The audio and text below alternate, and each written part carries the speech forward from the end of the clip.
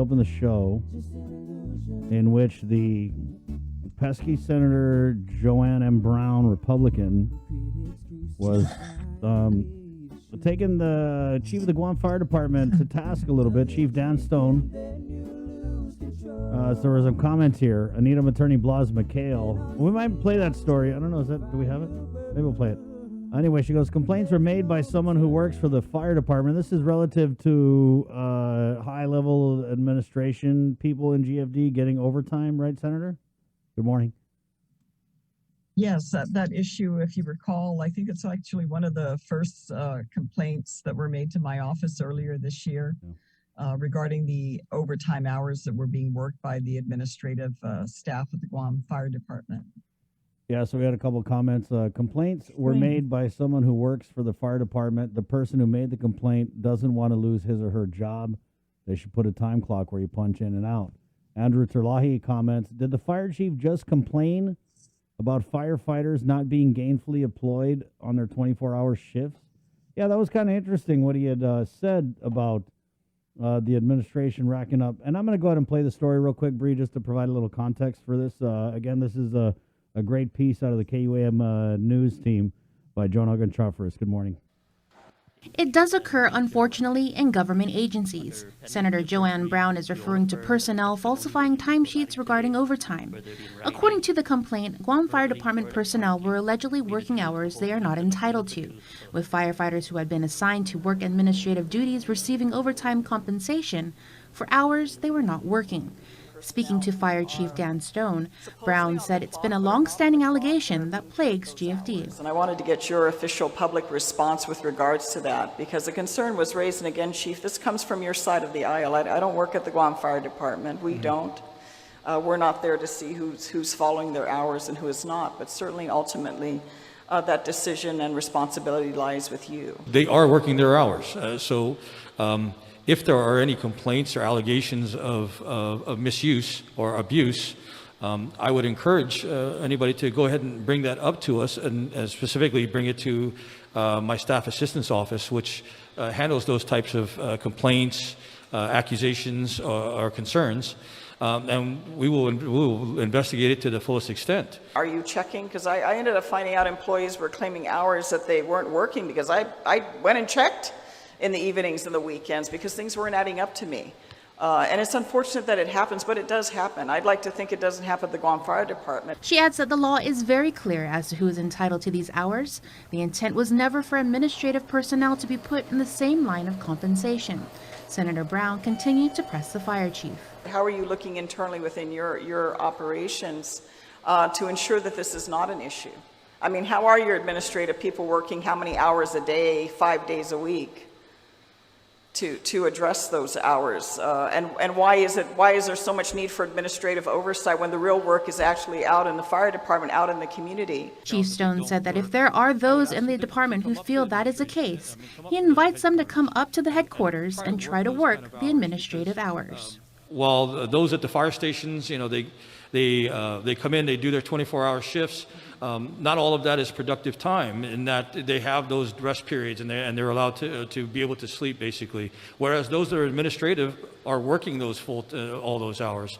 And not only that, they also carry those work hours to home, because the way I'm able to verify that is through their work, the work product. I don't know how many people who work in the admin side are working for 8 full hours and going home working another 3 or 4 hours every single night. I don't believe that. Ultimately, he says, if somebody has knowledge, information, evidence to the contrary, then I would encourage them to come up, because if that's happening, I want to know about it.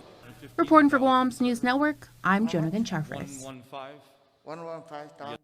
All right. Oh, that was pretty interesting. Senator, just unpack some of that. It kind of sounded like some nonsense there, where he was saying that, oh, the firefighters at the fire station, they're not really working because they get to take a nap and make the barbecuing. But the administration is working hard because they have to take their work home with them. Ah, man. Poor administration. Gosh. Well, Chris, I just think that's something the fire chief needs to look into. I mean, the fact that we are raising it and understand employees are Those affiliated with department or agencies very rarely publicly want to be recognized because, of course, you know, human nature, they're going to look at that person tattletelling on everybody else. And in some cases, it does happen. You know, they'll make their lives complicated and very difficult. You know, we should be having the expectation that, you know, when our employees, all of us are coming to work, that we're there and we're performing our respective duties. But when that opportunity, especially at a time when, you know, we don't have all the resources that we need to help our people in critical areas in other departments, of course, including the Guam Police Department. And you end up hearing that there may be potential abuses of overtime hours and individuals getting compensated for not working. That is a concern, and it should be something that the agency should look into and investigate. I don't think it's something an individual firefighter needs to come up to the fire chief and say, oh, by the way, this aware of, and let me point the finger to which of these, you know, my fellow firefighters that are abusing this. From his administrative position, he can start reviewing. I mean, who's authorizing these hours to begin with? And is it just every day? Is it adding up every 2 weeks that, you know, firefighters that work in the administrative operations of the Guam Fire Department, are they receiving full extra, you know, 40 plus hours every pay period that the firefighters out in the fire stations are receiving? Those are the things that from his seat, from where he's sitting, he can look into and directly address that in terms of his operations. Because I really don't know. I've been at the helm of several agencies in my time in the government of Guam, but I don't know in particular, and maybe they can enlighten us as to how or why is the Guam Fire Department has such exceptional demands administratively that their firefighters that are assigned to admin operations are pulling in the same amount of hours. And these are extra hours. We're not talking your regular 8 to 5, you know, 5 days a week, 40-hour work assignments. And I think the public would hate to think if any of these individuals are abusing the opportunity of receiving overtime hours, that they are actually not working. What did you make of his comment that, oh, if you think this is going on, then bring me the evidence. Until the meantime, I'll just keep sitting? Well, I think the fact that the question has been raised, you know, it doesn't add up. I mean, the law is specific about what those and who gets to receive those extra additional hours. And granted, I mean, you know, employees that are firefighters that are working out in the fire station, they're assigned for those hours. They're on call then and there for the 24-hour shifts that they have. Of course, we don't want to see abuse either. I mean, interestingly enough, I had an individual send me, I guess, in the last few days, it's been circulating on social media how, you know, firefighters, I guess, are doing their pictorials online on how to cook different things, from Spam sushi to other types of interesting meals that they're making, which I think is wonderful to enjoy. But, you know, during working hours for Guam Fire, I don't think that's what we want to see. I think, you know, having those type of information tutorials out there for how to address fire safety and awareness, you know, no burning during dry season, and even how do you address safety issues in your home, in your private residence, and safety exits for family members if a fire happens. How do you update your, you know, smoke alarm and things like that? I think that would be very helpful for the public to see things like that. But these other type of stuff that we're seeing happening, if this is indeed what's showing on social media for the Guam Fire, what we're seeing and hearing in other GovGuam agencies of other non-work related activities such as gambling and things of that nature that are happening out there during working hours. I mean, that's really disappointing, especially at a time, and granted, you know, I'm hoping we're at the other end of this pandemic, but especially at a time when so many others in our community are suffering. I don't think we're setting the best example in the government when you see these type of things happening and people are on the clock and they're getting paid, and these are the type of activities that they're engaging with. I think we need to make sure that when we're there, we should have our productive hours doing the work that we're supposed to be doing in our respective government Guam agencies, because certainly every budget hearing so far that I've heard since I've been back in the legislatures, I don't have enough personnel, I don't have enough resources, I need this, I need that, I can't do this because I don't have that. And yet the resources that they are given, again, this doesn't apply to everybody, but obviously it's applying in some cases here where individuals, the public servants that are working for this government, are abusing the opportunity that they have. And it's a privilege to be able to work for our people. It's not something we should be abusing and taking for granted.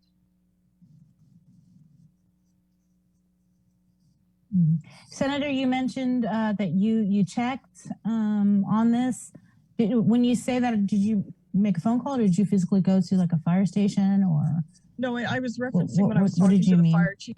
I was speaking from my own experience because I have run several agencies in the government of Guam. So I have firsthand knowledge that this abuse does happen. I mean, 2 of the 3 agencies that I've worked in, I've had circumstances where employees actually falsify their timesheet. When I was at one of those agencies, security that was tasked during certain overtime, evening hours, weekend hours to be on guard duty, and I'd be checking maybe after the second or third time I'd pop in. I'm going around the facility and I don't see anybody there. And yet these individuals are charging hours and they're putting the agency at risk because they're manning their post doing what they're supposed to be doing. And of course, appropriate adverse action was taken in that particular case of one of the agencies that I was director for. It involved the employee and the supervisor. Both of them were covering for each other and sign, it's okay. The employee signs off, supervisor signs off, only to find out that both of them were engaged in this kind of nonsense. And, fortunately they saved us the trouble and resigned. But that sort of thing should not be happening. I mean, especially when they're in positions of responsibility and they're charging hours and yet they're disappearing on the job because, nobody's here. So who's going to know, right? Well, sometimes when you're in charge of an agency, you have to take that extra effort. I mean, if you suspect it, sometimes, that gut feeling, you need to follow through and verify because that's your responsibility. I mean, I'd love to think that everyone that's telling me something is telling me what's up and truthful and being honest about it. But, sad to say, my experience has taught me otherwise. And sometimes you have to take those extra steps when you're in charge of verify. So what do you make to of make sure what do you that, make of that? the obligations are being met. I have no problem with anybody who's doing their job getting paid. If there's a need for overtime and they're called in because those hours are needed to do the job that they're doing, I have no problem with it. But when you abuse it, when you take advantage of it, when you take the public trust for granted like that, especially at a time when, right now everything's looking good with the money because, all this federal funding into Guam, but the real reality, take that layer off and remove to where we are in our economy now. And as I've mentioned time and time again at these budget hearings, I fear the next year or two of where Guam's going to be if we're just going to be dependent on our ability to gain our own local revenue with where our tourism industry is and all the people that have lost hours or have become unemployed as a result of that. And certainly in a few months, those federal funds stop coming in to compensate those employees that have lost their jobs. We're going to be in a very sad state of affairs. So for those that are fortunate enough to have a job, let's not take it for granted. Let's stop abusing public resource because we're finding as these things keep knocking on my door, it just opens up into other problems that are being created in the government of Guam. And it's a very sad state of operations that these things are happening. This prior to this budget oversight hearing with the Guam Fire Department, I want to say I recall that you actually wrote a letter to the oversight chair to forward this information about the complaint that you received. Did you ever receive a response from Senator Pito Terlahi? Did he do an investigation? Did he look into it? I mean, had he may have, I don't know, but it's not been relayed to me. And the most I've received, if I forwarded, and again, I forward these matters, we're in the legislature. We're not an operational department or agency. So the best I can do, certainly, other than bringing these issues to light, is to refer it to the respective oversight chairs. And for them in their respective capacities, they have more direct access to ask these questions and ask for responses. But the most I've received from my colleagues are acknowledgement that they've received the complaint, but I've not received anything back in writing from anyone as to the status of where they're at with regards to any of these issues that have been brought to my office, and I forward it to the respective oversight chairs. Is it Senator Pito who's the oversight of GFD? I believe he does under public safety or emergency response. I'll double check and verify, but yes, I mean that letter would have been sent out several months ago to the respective. Yeah. I believe he has oversight over Guam Fire as well. Well, what I wanted to ask was how there's just these conflicts with Senator Pito, and then we routinely hear about just all the issues with the Guam Police Department, right? And I get it, Senator Pito's an ex-cop, right? But at what point do we kind of look at the chairmanship of the Public Safety Committee and say, hey, we're not really getting any traction for public safety, and could it be because the chair is just so conflicted that in both of his terms, he's basically had to hand the reins of this committee over to other senators? And in the meantime, the hardworking men and women in blue are ignored, or I don't know. There's just all kinds of issues with it. I mean, from shortages of officers to just, I mean, everything. And we don't have a real public safety chair because the one that you and your colleagues appointed to lead public safety is so conflicted that he can't even do his job. Well, Chris, just at least for the record, Yeah. I just want to say for the record, I mean, I didn't vote for the standing rules, so I didn't vote for anything in terms of the current standing rules or leadership makeup. I mean, that was determined by the majority of the members of the Guam legislature. With regards to at least these issues that are brought up for public safety, I did hear and see that Senator Terlahi did transfer these responsibilities over to Senator Frank Blas. And I did attend the oversight hearing that Senator Blas had initially, even though they wouldn't get into the details of that incident regarding the Jerry's Kitchen. I guess because it was an ongoing investigation, at least to my understanding, it's Senator Frank Blas who is following up on those issues and addressing them because of the unfortunate conflict that Senator Terlahi currently has. But I mean, last term it was his son and the whole DOC thing, and he had to like hand over the committee to then Vice Speaker Talina Nelson. And then this term, it's again his son with these federal drug and federal court revelations, and then it's also his granddaughter with the Jerry's Kids. So I'm just saying, like, at what point do you guys down there in the legislature in all your wisdom say, hey, this guy can't do his job, let's go put some, because public safety really deserves someone who can look at the issues and address them on a full-time basis. I mean, and the people of Guam deserve no less, because we're out here getting robbed and murdered and beheaded. And understanding, look at the challenges, Chris, recently, when this issue has been brought to my attention again, from a citizen in our community. I mean, just this most recent issue concerning restraining orders. And that's something that I'm further looking into to talk to some key people that are involved, from Guam Police to the courts, to certainly to following up and talking further to our Attorney General, Levan Camacho, to get his insight and his feedback. As to complaints and concerns that the response is not there, or is quick, or follow through is not there for restraining orders that are issued by the court because an individual or individuals feel threatened. It might be a family disagreement, a domestic situation. I mean, whatever the case may be as to why a restraining order is needed.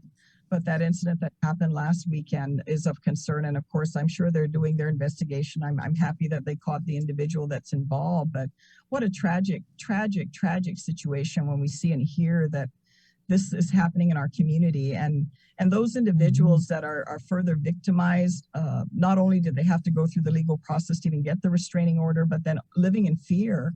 Not everyone's walking around armed and dangerous, in the wild west to try to protect themselves when these things happen. And if we cannot have an expectation that law enforcement is going to be responsive, in one case of an individual that has come to me directly, the concern that it's not even the paper that's worth written on, because the response, and then even when the police, according to this individual, shows up, the issue is not dealt with enough that the family member that this individual is being harassed by is not fearful. That individual continues to harass this individual. And there's no sense that, there's anything to protect this individual from being harmed. And the feeling that she has in this particular case, it is a female, and I'm sure there are men in our community that are affected, but I don't doubt that this will show probably a larger number of women in particular are affected by this. That they don't feel that sense of comfort that law enforcement is going to be responsive, or even in any way give them any sense of protection, or the perpetrator any sense of, oh boy, don't cross this line, because if you do, we're going to come down on you. This is scary. This is very scary. And that incident that happened last Sunday, I mean, I don't know the victim directly, but wow, I mean, in terms of a fellow member of our community, you can't help but just cringe when you see and hear these type of violence. And of course, the individual that did it is wrong to begin with. God spare their soul. But whatever steps we need to take to have a civilized community where we can expect a response from our law enforcement to assist in these times of need, then by all means, I think we need to further look into this issue, because, I've talked about how we don't feel safe. We got all this modern technology and conveniences that we think make us, progressive in our society here on Guam. But, my personal sense of safety, and for many people that I talk to, They don't feel safe in their community. They don't feel safe at night, going anywhere, getting in their car, or leaving their house, or sometimes you have, especially elderly people that have relayed, they don't feel safe in their own home. That just isn't how we should be living. I think we expect better, and we should be living better than we are now. Well, Senator, thank you for your time. Anything else, Bree? Yeah, I wanted to ask if there was anything with the Chamorro Land Trust Commission. No, I haven't heard. We haven't heard anything. Other than the fact that, Mr. Haddock had stepped down and was hired at the governor's office. I haven't heard yet, how they're going to proceed with that. But I very much would like to see, as I relayed in my request to Speaker Terlahi, that an oversight hearing be held specifically to address the issue with regards to determining, are there any other documents other than what was relayed by that land agent at that meeting back in February that led to the opening, so to speak, an awareness that Mr. Haddock may have been altering these agent reports that were submitted to the commission. And when I had made a FOIA request to the chairman, inquiring for the original documents generated by the land agents. And then I also wanted a copy of the document that was provided to the board members to determine if there were any differences between the two. And he responded that there were no other documents available. And I think that needs further review, because at least my mind's telling me, if a land agent's complaining that her particular report was altered, is it just isolated to one particular report? I don't know. I think we need to verify. And I think the only way we can do that is to have a proper oversight hearing and have those questions asked of those land agents. Because if you look at the land agent report at the bottom of each document, so far what I've seen is it's the initial of that land agent. So if I'm looking at it for the first time, I'm just going to assume that the report in front of me was submitted by the land agent. If Mr. Haddock changed the recommendation to that, I wouldn't know. And there's nothing to have prevented him from doing so as the head of the Land Trust Commission. But he simply should have done that on his own document, or he could do that and say, this is what the land agent recommended. However, this is my recommendation. He could have done that publicly, and then we would know that, oh, that's Mr. Haddock's recommendation, not the land agent's recommendation. But that's not what transpired. And the concern I have, Bree, it's not just this one incident. It's the total history from the creation of the land trust, the implementation since the mid 1990s of so many of our residents that signed up to participate, who are eligible for this program, who to this day, since 1995, have not received anything with regards to even having a property that they can either farm or live on. And then yet you see so many circumstances of abuse with the land trust resources, because who's who and who's what gets their property in very interesting places, or sometimes the land agents themselves, other officers that have worked in the land trust, whose family members have been distributed property and that's not in the proper order, or individuals that have gotten land because of their political connections that just conveniently happening to be adjacent to their own family land. How do you get that made to order a land request? I haven't figured that out, but because of the history, it begs to question these issues, that we need to look into them, so that moving forward, let's clean the process up. We can't undo the damage, but we certainly can clean the process moving forward to get these things in order, so that people know, hey, we know who's in what order in the line, and who's getting what, and who's doing what, and what policies moving forward. In all fairness, we just need to shine the light on these issues, so these type of abuses with the land trust that was really never the desire and vision can be addressed once and for all. And I don't think you're going to do that without asking the questions publicly and requesting answers from them. Yeah, right. We're all waiting to hear when this oversight hearing is going to take place. I think we've asked the speaker this quite a few times. So, well, I know the last time I think we just have to stay on it, because sometimes it just starts like a small issue, but if we're persistent enough with it, you look what happens. Some of these issues just keep multiplying beyond the boundaries of what we ever imagined. But I think it's an expectation we should have of our government to ensure that the public officials that we have are doing what they're supposed to be doing, and that they're properly discharging their duties. And if they're not, then by all means, let's bring that issue to light and address what corrections need to be made. Then by all means, let's go hire them at Adeloop. All right, Senator. And on that note, I feel you on that. The chair is my prim, and I can't even get a response. So it's close to home. But you're right. It almost seems like the tactic is that they're trying to put as much time You know what I mean? They're just trying to make sure time keeps passing, and then you're going to end up, Senator Brown asking about something that happened way back in January. You know what I mean? They're just trying. I think they're just trying to put distance between this, and then, I mean, I don't even know if we're ever going to get an answer. Well, I think we just need to stay persistent with regards to these issues. And I mean, the public is, they're a lot more aware of what's going on. And I think that's very important. I mean, certainly the vehicle that you are collectively providing through your program here expands that awareness. Then also what our public expectation, people putting out what they expect of their government. I mean, the government can't do everything and be everything, but certainly those areas where we've determined these are areas of responsibility we need to discharge for the public. We should be responsible in ensuring that we're doing that. All government employees are public servants, and they should be held accountable for their job and delivering on that, and not abusing the resources and opportunities to which they've been given by our people. Thank it's you, not that Senator. complicated. Right? Yeah, it's pretty simple. Keep it simple. Right. Stupid. The KISS method. I'm a big fan.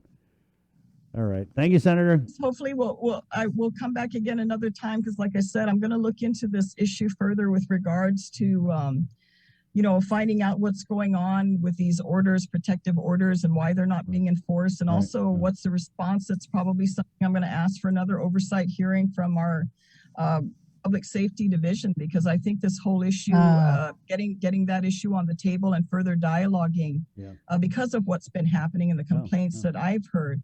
I think we need to bring that back to the table and find out whether or not our DART team that's assigned for these responsibilities of following up on domestic violence, what's the status? Are they out there doing their job? Is CID out there doing their job, or have they been tasked to other responsibilities like patrol and things of that nature? I hope that next time we talk, we can further dialogue, because I really think this is an issue of concern that we need to get more information on. Maybe if you're not going to get that corruption committee, they could just give you the public safety one. Well, I'm just going to keep, we keep chipping away. That's what we can do. I mean, we're currently not the current majority in the legislature, but, I leave that to the people to decide, and we'll just keep doing the best we can from our respective positions at this time. Thank you, Senator. Thanks, Take care, Senator. All right, there you go. Take care. Good catching up. Been a minute. She's right, Bree, because, I mean, to me, it's so we can ask the AG